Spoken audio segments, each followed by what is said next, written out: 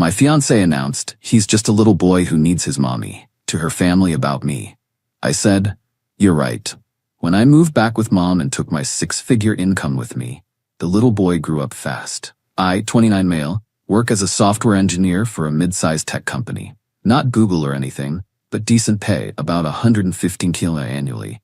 My fiancée Rachel, 27, works part-time as a yoga instructor, makes maybe $25 a year. We'd been together 3 years, engaged for 6 months. The incident happened at her parents' anniversary dinner last Saturday. 25 people there, her parents, siblings, aunts, uncles, cousins, the whole family. Context: I'm close with my mom. Dad died when I was 16, and mom raised me and my sister alone. She's 62 now, lives 40 minutes away.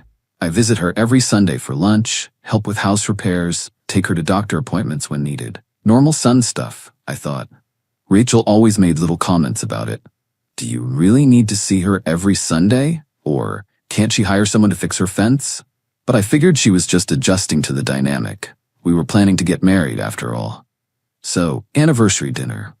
Rachel's cousin Bradley was bragging about his promotion, his new Tesla, his upcoming vacation to Bali. Everyone's congratulating him, and Rachel's aunt turns to me. "So what about you? Rachel says you work with computers?" Before I could answer, Rachel laughed. Not a nice laugh. That mean-spirited laugh that makes your stomach drop. "Oh, he does okay, but honestly, he's just a little boy who needs his mommy. Runs to her every Sunday like clockwork. Can't make a decision without calling her first. I'm basically marrying a child." The entire table went silent. Her mother tried to change the subject, but Rachel was on a roll. "Last week, he actually left our date night early because his mommy needed help moving a couch." A couch? And don't get me started on how much money he wastes on her. New refrigerator here, car repairs there. I keep telling him that when we're married, that stops. I'm not competing with his mother for the rest of my life. Her sister Melissa laughed. "Good luck with that. Mama's boys never change." "Oh, I'll change him," Rachel said. "Once we're married and I control the finances, Mommy Dearest gets cut off. He'll see her on holidays like normal people."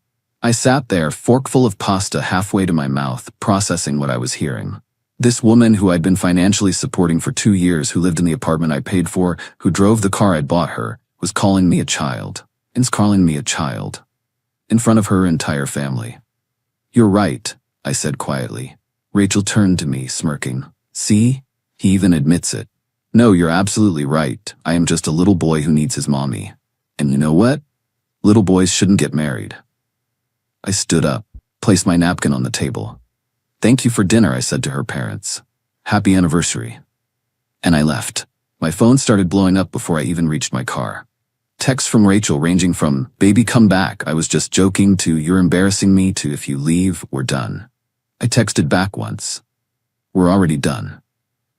Then I drove to my mom's house. She was surprised to see me. It was 8 p.m. on a Saturday. Made me tea, didn't ask questions until I was ready to talk. When I told her what happened, she was quiet for a long moment. "I never liked her," she finally said, "but you seemed happy, so I kept my mouth shut." "Why didn't you like her?"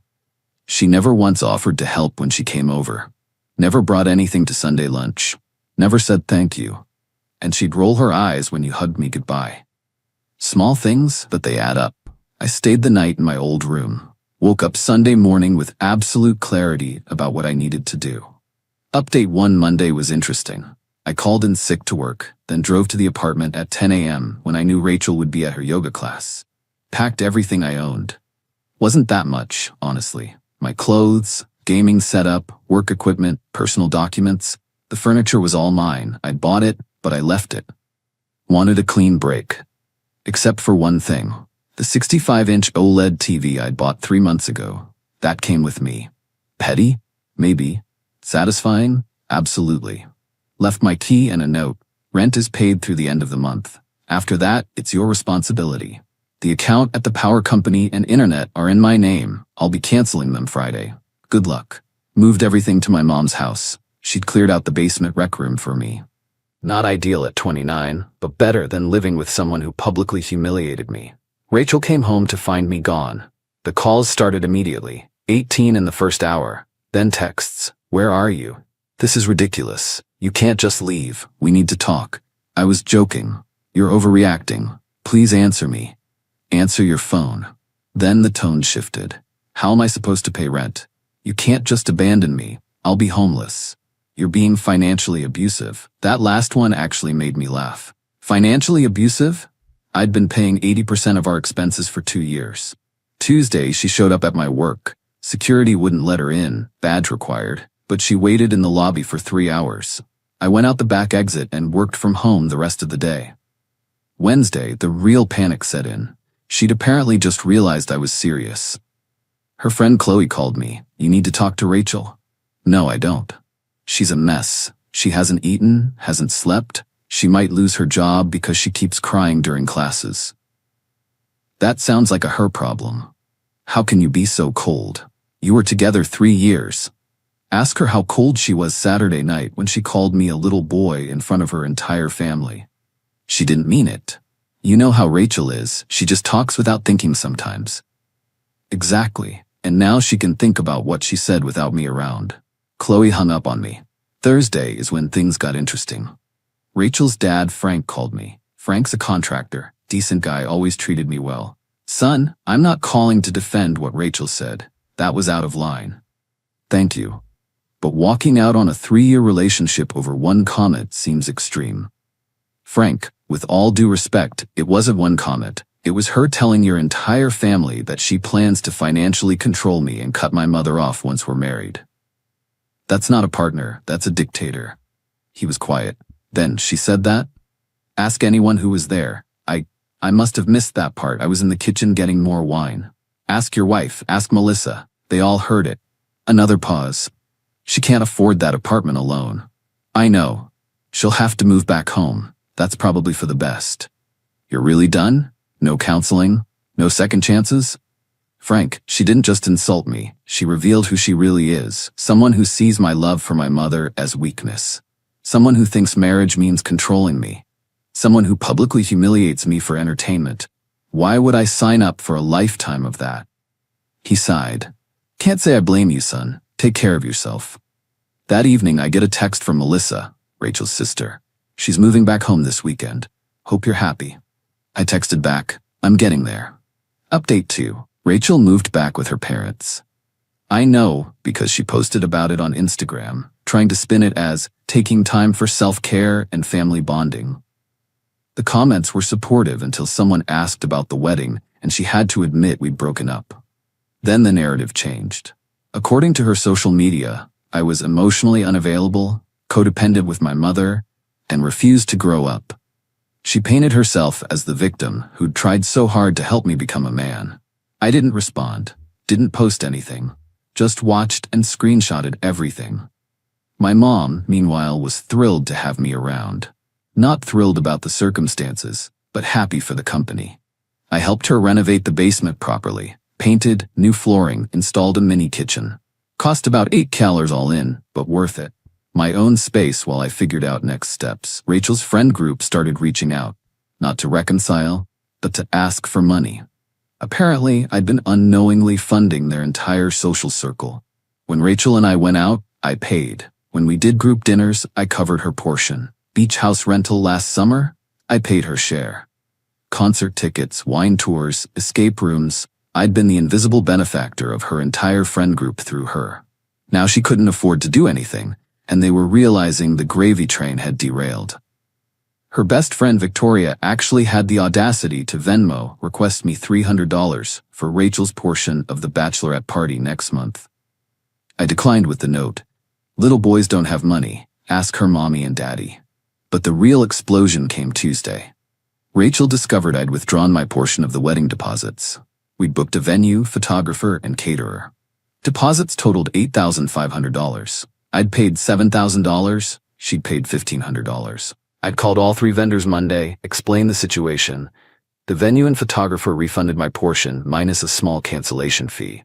The caterer couldn't refund the deposit, but they could transfer it to a different event. So I used it to cater my mom's upcoming 63rd birthday party. 60-person guest list, full dinner, open bar. Mom was ecstatic. Rachel was not. She called from her dad's phone. I hadn't blocked that number. You stole our wedding money. I withdrew my contributions. Your $1,500 is still there. The venue wants $5,000 more or they'll cancel. Then pay it. With what money? The money you'll be saving by controlling my finances, remember? Oh wait, that was after we got married. Guess you'll have to figure something else out. You're doing this to hurt me. No, I'm doing this because it's my money. I'm just a little boy, remember? Little boys shouldn't be planning weddings. Stop throwing that in my face. It was one comment. One comment that revealed everything. Rachel, you told your family you were going to control my money and cut my mom off. You called me a child for loving my mother. You laughed at me with your sister. In what universe would I marry you after that? I was joking. It was just talk. Jokes are supposed to be funny. Nobody was laughing except you and Melissa. This is about your mother, isn't it? She never liked me. She's poisoning you against me. My mother hasn't said a single bad word about you. She doesn't need to. Your own words did all the work. She hung up on me. 20 minutes later, I get a call from the wedding venue. They're confirming the cancellation and processing my refund. Apparently, Rachel couldn't cover the remaining deposit. The photographer called next. Same situation. The caterer called to confirm the birthday party details and thank me for keeping the business with them.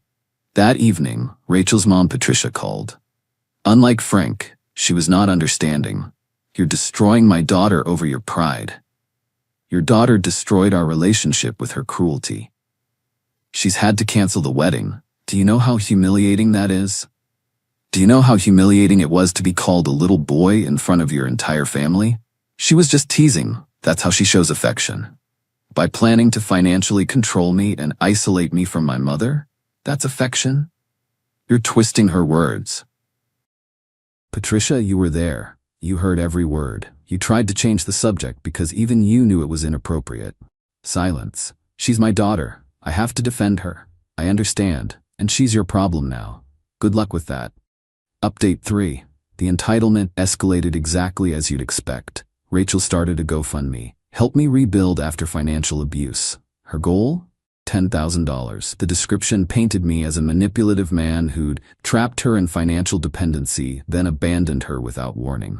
She claimed I'd forced her to work only part-time so she'd be dependent on me. Reality?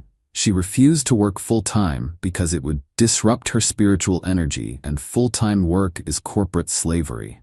She said I'd isolated her from financial resources. Reality?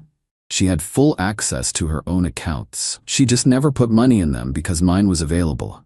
She claimed I'd stolen wedding funds that were rightfully hers. Reality? I'd withdrawn exactly what I'd contributed. The GoFundMe raised $250. $200 was from her mom, $50 from her aunt. Then came the employment saga. Rachel applied for full-time positions but hadn't updated her resume in 3 years. She listed me as a reference without asking. When employers called, I was honest. How long have you known Miss Morrison? 3 years personally. What can you tell us about her work ethic? I've never worked with her professionally, so I can't speak to that. She listed you as a professional reference. That's incorrect. We were in a personal relationship. I've never been her colleague or supervisor. 3 different employers called, same conversation each time. She didn't get any of the jobs. Her dad called again. She's saying you're sabotaging her job search. Frank, she listed me as a professional reference without asking. I told them the truth, that I've never worked with her. How is that sabotage? She says you're bad-mouthing her. I specifically said I couldn't speak to her professional abilities because I've never worked with her. That's the opposite of bad-mouthing. Can you just help her out? Give her a good reference? So you want me to lie to potential employers? Silence. She's desperate, son. She's 27 with barely any work history, living with her parents. And whose fault is that? I'm not responsible for fixing the life she chose. Meanwhile, I was thriving. Without spending money on Rachel, I was saving an extra $2,000 a month. I paid off my car loan early, started an investment portfolio, helped my mom replace her old windows with energy-efficient ones. Living with mom wasn't even bad. We had separate spaces, respected each other's privacy. I cooked dinner 3 nights a week. She cooked 3 nights, and we ordered takeout on Sundays. It was actually nice. Then Rachel played her final card. She showed up at my mom's house on a Sunday afternoon. Not alone, she brought her parents and Melissa. 4 against 2, she probably thought. Mom answered the door. "Mrs. Thompson, we need to talk to Garrett. He doesn't want to see you, dear. This is between me and him, and this is my house. You're not welcome here." That's when I came to the door. "It's okay, Mom. Let's hear what she has to say." Rachel had clearly rehearsed this. "Garrett, I'm here to apologize. I was wrong to say those things. I was drinking, I was showing off, I was stupid. Please give us another chance." "You weren't drunk. You had 1 glass of wine." "Okay, but I was nervous. Bradley was bragging and I felt insecure." "So you threw me under the bus to feel better about yourself?" "I didn't mean it." "Which part? The part about me being a little boy? The part about controlling my finances? The part about cutting my mom off? Which part didn't you mean?" Melissa jumped in. "Oh my God, it was just girl talk. Every woman complains about their man." "To their entire family? At a formal dinner? That's normal to you?" Patricia tried next. "Garrett, Rachel loves you. She made a mistake. Surely that's worth forgiveness?" "I've forgiven her. That doesn't mean I'm taking her back." Finally, Frank spoke. "What would it take? Counseling? She'll go to counseling. There's nothing she can do. She showed me who she really is. I believe her."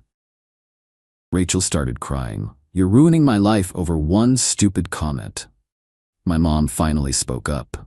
"Young lady, you ruined your own life. You had a good man who loved you, supported you, and would have given you everything. And you mocked him for loving his mother. What kind of woman does that? What kind of wife would you have been? What kind of mother? Would you mock your own children for loving you too much?"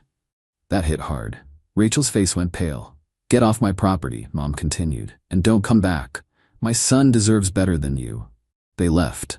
Rachel was sobbing, Patricia was furious, Frank looked defeated, and Melissa was ranting about toxic masculinity and emotional manipulation. That was 2 days ago. Final update. It's been 6 weeks since the anniversary dinner. Life has moved on in unexpected ways. Rachel got a full-time job at a gym, not as an instructor, at the front desk. $15 an hour, no benefits. Her Instagram went from yoga poses and inspirational quotes to complaints about corporate slavery and toxic work culture. The entitlement is still there, just aimed at new targets. She's still living with her parents. Frank told me, we still talk occasionally, he does work on Mom's house, that she's a nightmare. Expects her mom to do her laundry, cook her meals, clean her room. Throws tantrums when asked to contribute to household chores. They're charging her $500 monthly rent, and she acts like they're stealing from her. "We created a monster," he said last week. "Patricia babied her, I enabled it, and you financed it. Now we're all paying the price. Except you escaped." The friend group imploded. Without me inadvertently funding their activities, they couldn't afford their lifestyle. They turned on Rachel, blaming her for losing their meal ticket. Actual quote from Victoria that got back to me. "She's basically friendless now except for Melissa, who's apparently just as entitled." The best part? Rachel's cousin Bradley, the Tesla-driving, Bali vacationing golden boy whose bragging started this whole thing? His girlfriend dumped him last week. Her reason? She witnessed how Rachel treated me at the dinner and realized Bradley had the same entitled attitude. She literally told him, "I saw your cousin destroy her relationship with her ego, and you're exactly like her. I'm out." Bradley blamed Rachel for ruining his relationship with her drama. They don't speak anymore. As for me, I'm doing great. Started dating someone new, Lauren, a nurse at the hospital where Mom had her knee surgery last month. Met her when I was visiting Mom post-op. Lauren loves that I'm close with my mother. "It shows character," she said. "Men who respect their mothers make good partners." We're taking it slow, but it's healthy. She has her own apartment, her own money, her own life. We split dates 50-50. She comes to Sunday lunch at Mom's sometimes, and she actually helps cook. Mom adores her. Found my own apartment last week. 2-bedroom, nice area, reasonable rent, move in next month. Mom's excited for me, but sad to lose her live-in handyman. I promised I'd still come for Sunday lunch and repairs. The $2,000 monthly I was spending on Rachel, half goes to savings, half goes to Mom. Not because she needs it, but because I want to help her retire early. She's worked hard enough. The woman who Rachel wanted to cut off will retire at 64 instead of 67. Thanks to the money I'm not wasting on an entitled partner. Rachel texted me last week. Just one message. I hope you're happy. I responded, I am. I hope someday you will be too. She blocked me after that. Good riddance.